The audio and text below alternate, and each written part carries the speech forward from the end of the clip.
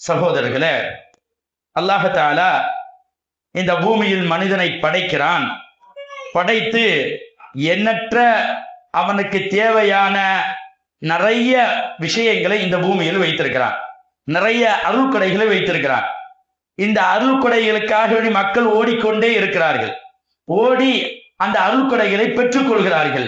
சிலர்கள் என் வாழ்நாளுடைய மொத்த உழைப்பு இந்த வீடு, சிலர்கள் 2 வருடத்தினுடைய உழைப்பு இந்த பைக்கு, சிலர்கள் 5 வருடம் நான் கஷ்டப்பட்டு இந்த கார் வாங்கி இருக்கிறேன் என்றெல்லாம் இந்த பூமியிலே நிறைய அருள் கொடைகளை மக்கள் பெறுவதோடு மட்டுமல்லாமல் அதை மகிழ்ச்சியாக சொல்வதையும் நாம் பார்க்கிறோம்.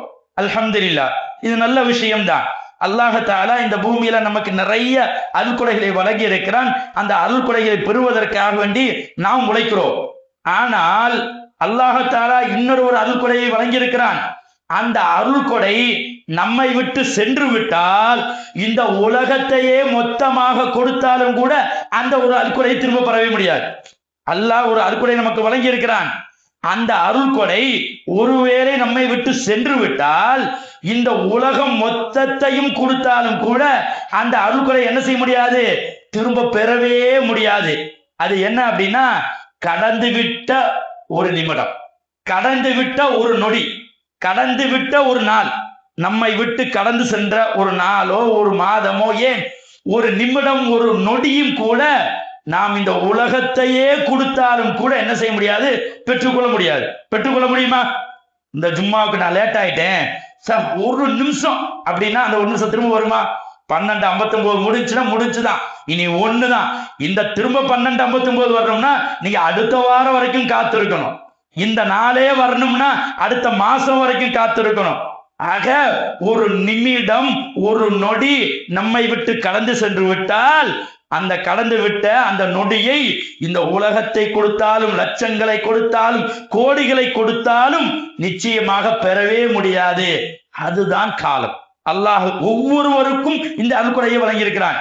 சிலர்களுக்கு காரை வழங்கியிருக்கலாம், சிலருக்கு வீடை வழங்கியிருக்கலாம்.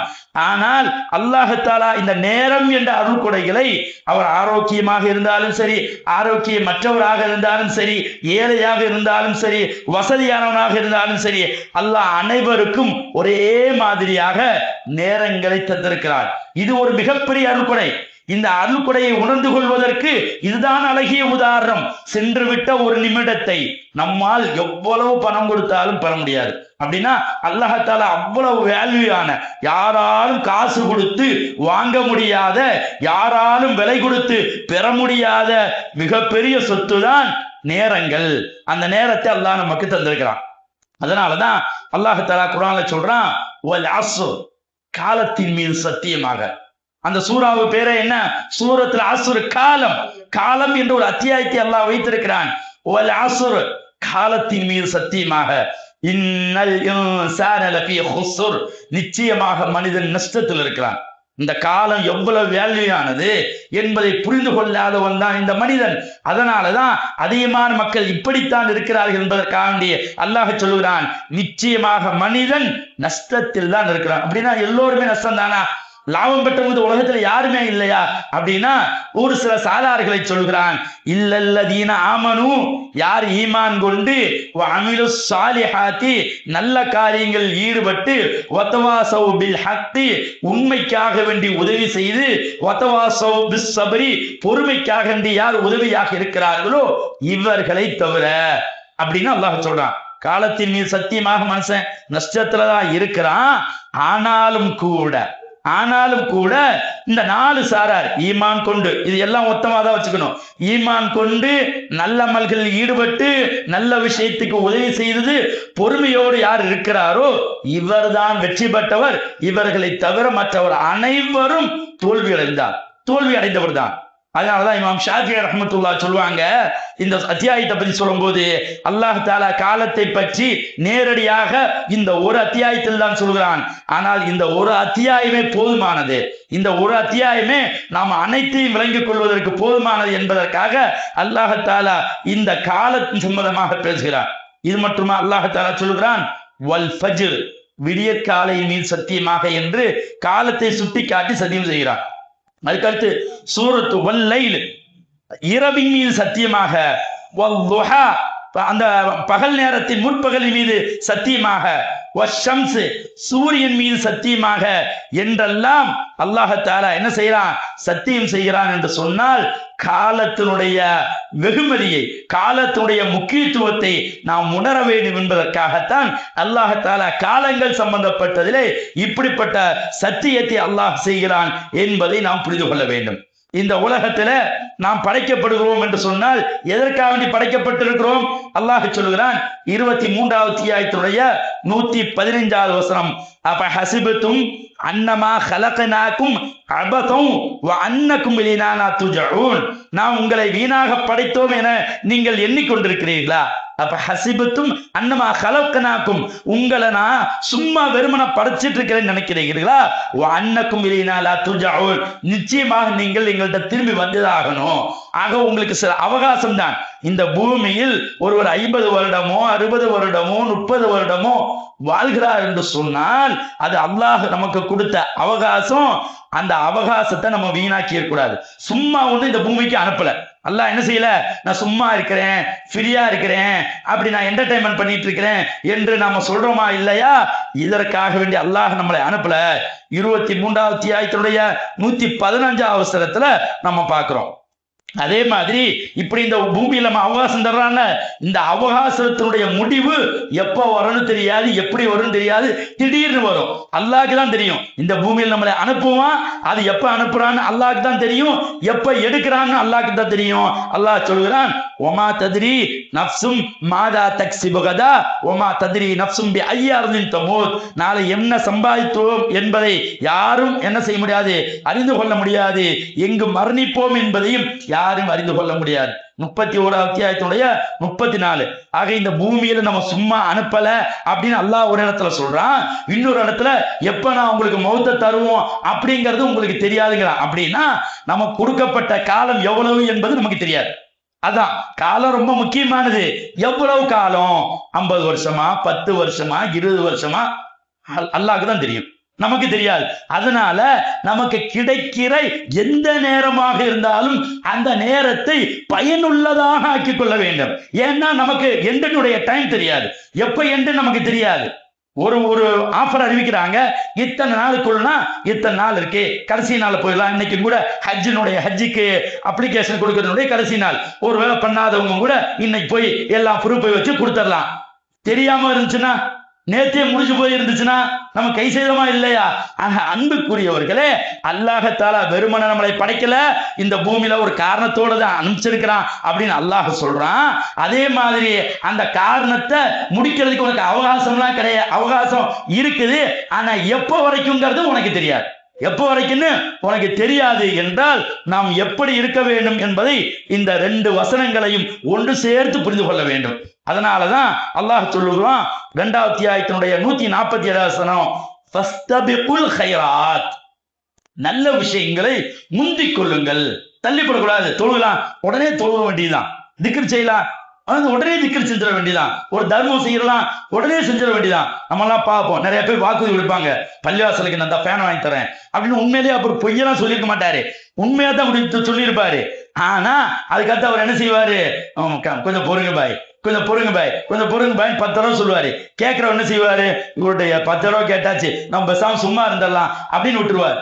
இப்படி நம்ம இருக்கக்கூடாது, நன்மையில் முந்திக் கொள்ள வேண்டும். ஃபஸ்தபிகுல் கைராத், நன்மையில் நீங்கள் முந்திக் கொள்ளுங்கள். ஏன் அப்படின்னா எப்ப நம்மளை விட்டு நன்மை போகும், நேரம் போகும்னு விட்டு நமக்கு தெரியாது. அதே போன்ற ரசூலுல்லாஹி ஸல்லல்லாஹு அலைஹி வஸல்லம் சொல்றாங்க, நிஅமத்தானி மக்பூனுன் கஸீரும் மினன் நாஸ், மக்கள் 2 அருள்கொடைகளை பற்றி கண்டு கொள்ளாமல் இருக்கிறார்கள். 2 அருள்கொடை அல்லாஹ் தந்திருக்கிறான், அந்த 2 அருள்கொடைகளை பற்றி கண்டுகொள்வதே இல்லை. என்ன அருள்கொடை? அஸ்ஸஹத்து வல் ஃபராகு, ஒன்னு ஆரோக்கியம், இன்னொன்று ஓய்வு. ஆரோக்கியம் பெரிய நிஅமத்து. அல்லாஹ் தஆலா அந்த ஆரோக்கியத்தை நமக்கு என்ன செஞ்சிருக்கிறான், நிஅமத்தாக தந்திருக்கிறான். இப்போ ஒருத்தர் சும்மா இருக்கிறவரை போட்டு என்னங்க உங்களுக்கு ஏதாவது உங்களுக்கு அல்லாஹ் அருள் கூட தந்திருக்கிறானா? ஒன்னும் இல்லைங்க பாரு.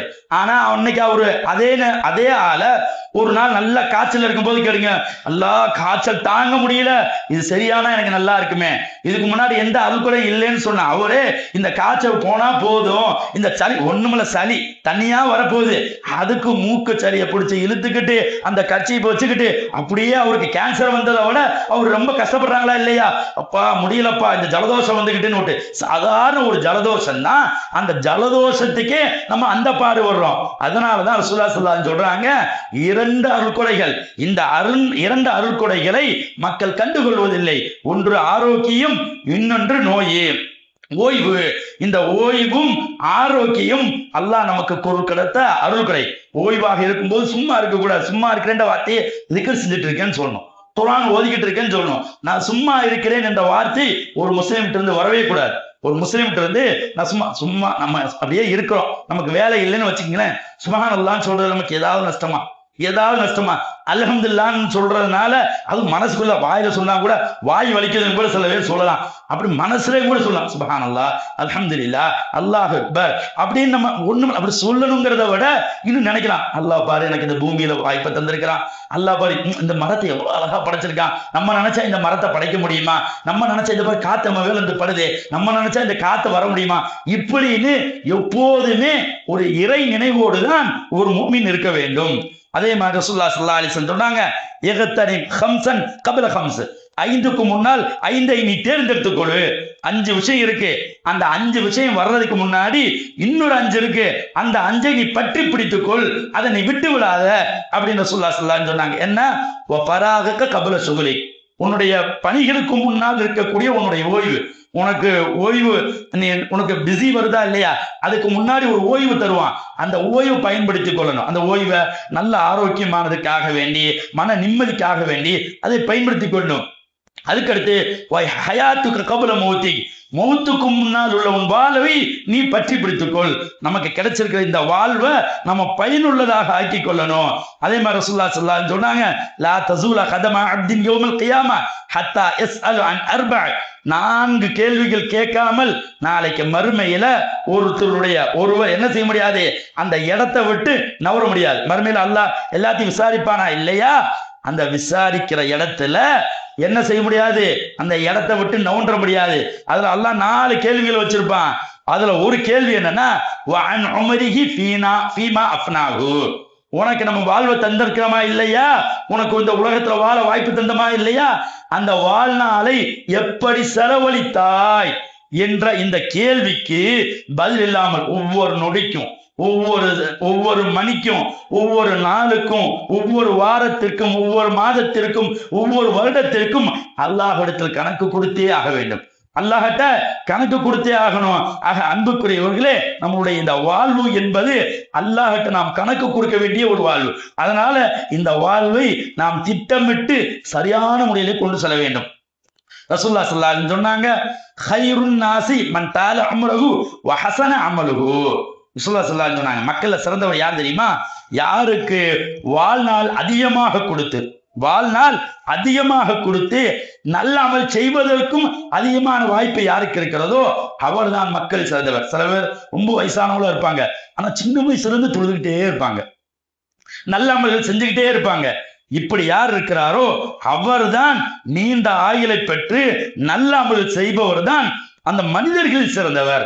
அப்படிப்பட்ட சிறந்தவராக அல்லாஹ் தஆலா என்ன செய்யணும், நம்ம அனைவரையும் ஆக்க வேண்டும். மேலும் ரசூலுல்லாஹி ஸல்லல்லாஹு அலைஹி வஸல்லம் சொல்றாங்க, அல்லாஹ் தஆலா இந்த பூமியில ஒவ்வொரு நாளும் மனிதனுக்கு புது புது வாய்ப்புகளை ஏற்படுத்துகிறான். ஒவ்வொரு நாளும் நம்ம ஒரு பிசினஸ் மிஸ் ஆயிடுச்சுன்னா, பிசினஸ் இருந்துச்சு மிஸ் ஆச்சு, வாழ்க்கையே போச்சு அப்படின்னு நினைப்போம். ஒருவேளை மனைவி இருந்து மரணித்தால் என் மனைவி என்னை விட்டு போயிட்டா, அல்லது புள்ள மரணிச்சிருச்சுன்னா எனக்கு முடிஞ்சிருச்சு அப்படின்னு ஏதாவது ஒன்றுல ஒரு நஷ்டத்தை வைத்துக் கொண்டு மாதக்கணக்கில் வருடக்கணக்கில் சொல்லிக் கொண்டிருப்பதை பார்க்கிறோம். ஆனால் அல்லாஹ் தஆலா ஒவ்வொரு நாளும் நமக்கு வாய்ப்புகள் வைத்திருக்கிறான். ஒவ்வொரு நாளும் நமக்கு என்ன செஞ்சிருக்கிறான், வாய்ப்பு வந்திருக்கிறான். சஹீஹுல் புகாரியினுடைய ஒரு செய்தி, 1145வது செய்தி, ரசூலுல்லாஹி ஸல்லல்லாஹு அலைஹி வஸல்லம் சொன்னாங்க, யதனஸ்ஸலு ரப்பனா குல்லு லைலத்தின் இலா ஸமா, ஒவ்வொரு நாளும் ஒவ்வொரு இரவும் அல்லாஹ் தஆலா என்ன செய்யறான், இந்த பூமியினுடைய முதல் வானத்திற்கு வருகிறான். ஹீனா யபகா ஸலாத்துல் லைலில் ஆகர், அதாவது அந்த இரவனுடைய 3வது பகுதி வரைக்கும் என்ன செய்யறான், அல்லாஹ் தஆலா இருக்கிறான். இருந்து உங்களுக்கு ஏதாவது தேவை இருக்கிறதா, அதை என்னிடத்தில் கேளுங்கள், உங்களுக்கு நான் அதை தருகிறேன் என்று அல்லாஹ் சொல்கிறான் என்று ரசூலுல்லாஹி ஸல்லல்லாஹு அலைஹி வஸல்லம் சொல்றாங்க. ரசூலுல்லாஹி ஸல்லல்லாஹு அலைஹி வஸல்லம் சொல்றாங்க, இந்த பூமியில ஒவ்வொரு இரவும் அல்லாஹ் என்ன செய்யறான், வருகிறான். வந்தது மட்டுமல்லாமல் என்கிட்ட யாராவது ஏதாவது கேட்கறீங்களா, அதை நான் தர்றேன்.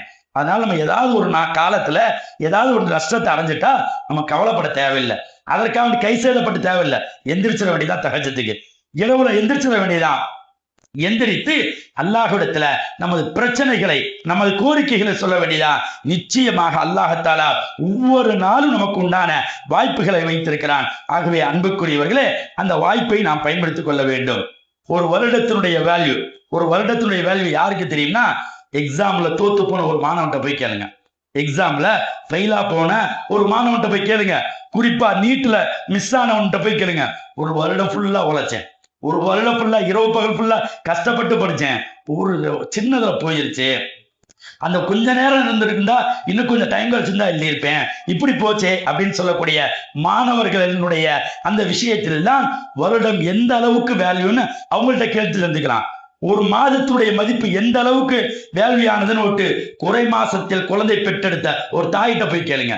ஒரு தாயிட்ட போய் கேளுங்க, குறை மாசம்னா நமக்கு சாதாரணம், ஜனவரி வந்துச்சு, பிப்ரவரி வந்துச்சு, மார்ச் வந்துச்சு, ஏப்ரல், இப்ப ஜூலை, அடுத்த ஆகஸ்ட் வரப்போகுது அப்படிமோ.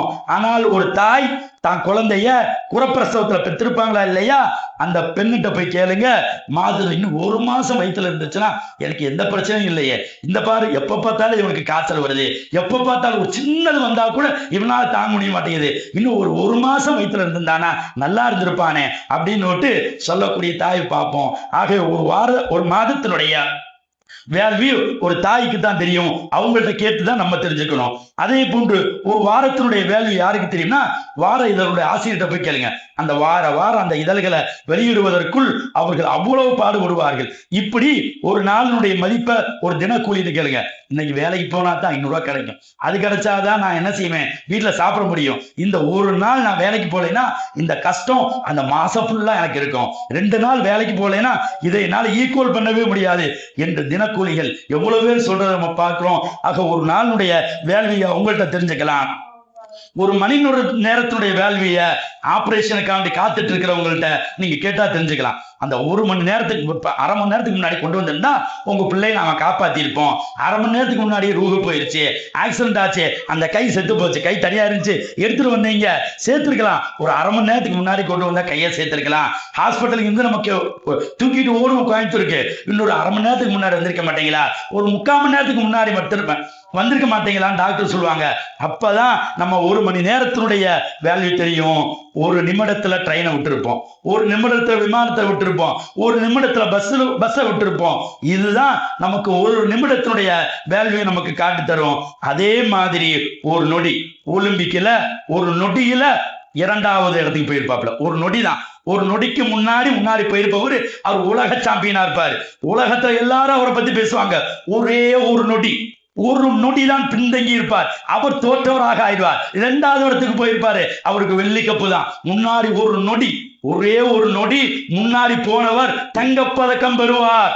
அவர் இந்த உலகம் முழுக்க பாராட்டப்படுவார். 2வது ஒரு நொடி தாங்க, ஒரு நிமிடம்லாம் கிடையாது, ஒரு நொடி பின்னாடி வந்தவர் என்ன செய்வாரு, 2வதாக தள்ளப்படுவார். ஆகவே ஒரு மில்லி நொடி, அதாவது நொடியவே சிறுசாக்கி அதை பார்க்கறதா இருந்தா ஒரு கண்ணிமைக்கும் நேரத்தில் விபத்துல இருந்து தப்பிச்சிருவாங்க. ஒரு நொடி இல்லைங்க, இப்படிங்கிறதுக்குள்ள தப்பிச்சேங்க, இப்படிங்கிறதுக்குள்ள நான் தப்பிச்சேன்னு சொல்லுவாரு. அதுல மட்டும் அந்த ஒரு நொடி அதை விட கம்மியான நேரத்தை அல்ல என்னை காப்பாத்தினா, இல்லைன்னா நான் என்ன ஆயிருப்பேனே எனக்கு தெரியாது, இன்னாரும் நீங்க என்னை எப்பவே அடக்கம் பண்ணியிருப்பீங்க என்று சொல்லக்கூடியதெல்லாம் நம்ம பார்க்கிறோம். ஆக இந்த மாதிரி காலங்களில் அல்லாஹ் தஆலா நமக்கு மிகப்பெரிய நன்மைகளை வைத்திருக்கிறான். இது நம்ம எல்லாத்துக்கும் நடக்கலைனாலும் கூட, பஸ்ஸை நாம் தவறவில்லைனாலும் கூட, நமது குழந்தைகளை முழுமையான நாளிலே நாம் பெற்றெடுத்தாலும் கூட, தினக்கூலிகளாக நாம் இல்லாமல் இருந்தாலும் கூட, நம்ம ஒருவேளை பரீட்சையில நாம் பாஸ் ஆயிட்டாலும் கூட இப்படிப்பட்ட லாஸ்ல இருந்து அல்லாஹ் நம்மை பாதுகாத்து இருக்கிறான் அப்படிங்கிறத நம்ம புரிந்து கொண்டு இனி வரும் காலங்களில் அல்லாஹ்வுக்கு அஞ்சி இந்த நேரங்களை பயன்படுத்தக்கூடியவர்களாக அல்லாஹ் உங்களையும் என்னையும் ஆக்குவானாக என்று கூறி எனது முதல் உரையை நிறைவு செய்கிறேன்.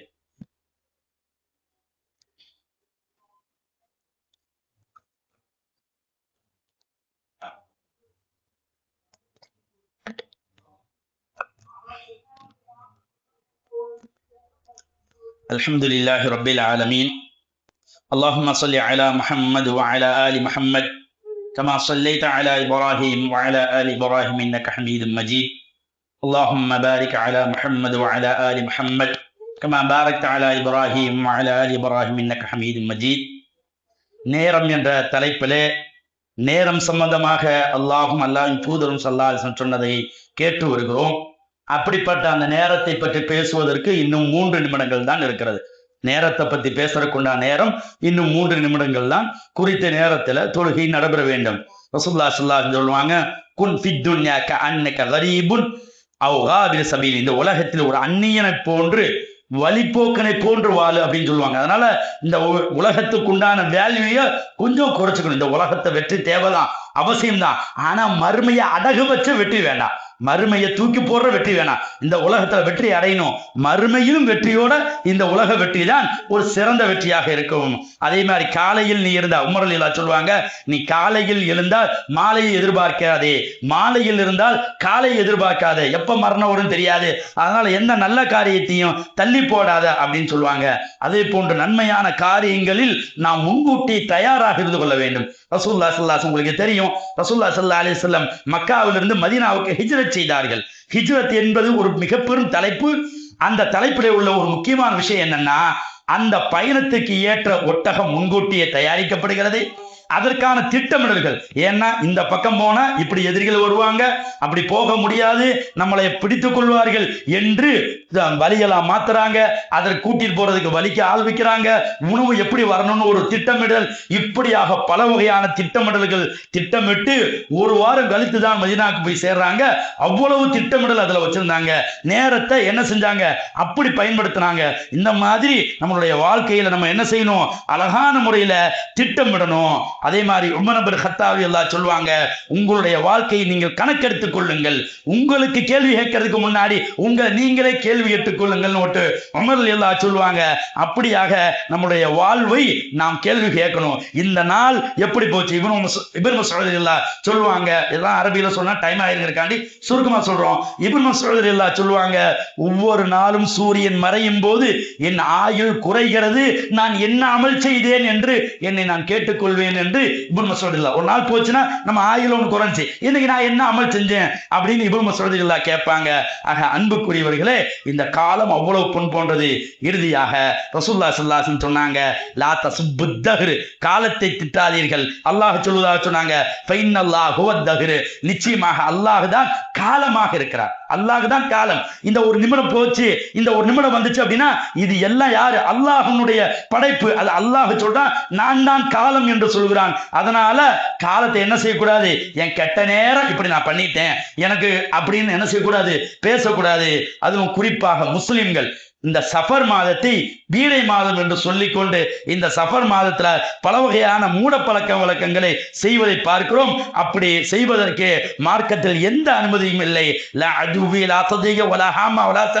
இந்த மாதிரி நீங்கள் அபசகுணம் இல்லை.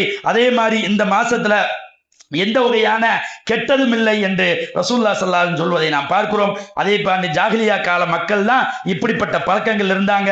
முஸ்லிம்கள்ட்ட இந்த பழக்கங்கள் இல்லை என்பதை நாம் என்ன செய்யணும், புரிந்து கொள்ள வேண்டும். சஃபர் மாதத்தில் திருமணம் செய்யலாம், தொழில் தொடங்கலாம், வீடு கட்டலாம், பயணம் செய்யலாம், எல்லா நல்ல காரியங்களும் என்ன செய்யலாம், நம்ம தாராளமாக செய்யலாம். ஆக அன்புக்குரியவர்களே, இந்த சஃபர் மாதம் என்று எந்த நல்ல காரியங்களும் தள்ளி போடாமல் ஒவ்வொரு நாளும் ஒவ்வொரு நொடியும் ஒவ்வொரு நேரமும் அல்லாஹ் நமக்கு கொடுத்த வாய்ப்பு என்பதை புரிந்து கொண்டு காலங்களை திட்டாமல் இருக்க வேண்டும். கடைசியாக 59வது அத்தியாயத்துடைய 18வது வசனம், யா அய்யுஹல்லதீன ஆமனு தக்குல்லாஹ், ஈமான் கொண்டவர்களே அல்லாஹ்வை அஞ்சிக் கொள்ளுங்கள், வல் தன்ஸுர் நஃப்சும் மா கத்தமத் லெகது, நாளை மறுமைக்காக நீ எதை தயாரித்து வைத்திருக்கிறாய் என்பதை நீ புரிந்து கொள். நீ நாளைக்கு மறுமைக்காக வேண்டி என்ன தயார் செய்திருக்கிறாய் என்பதை கவனத்தில் கொள் என்று அல்லாஹ் சொல்கிற இந்த வசனத்தை நாம் புரிந்து கொண்டு தொழுகையை தாமதிக்காமல் தினமும் குர்ஆன் ஓதுவதோடு நல்ல விஷயங்களை ஒத்தி போடாமல் ஒவ்வொரு நொடியும் அல்லாஹ்வின் அன்பை பெறுவதற்காக வேண்டி நாம் பயன்படுத்துவோமாக என்று கூறி எனது உரையை நிறைவு செய்கிறேன். அல்ஹம்துலில்லாஹி ரப்பில் ஆலமீன்.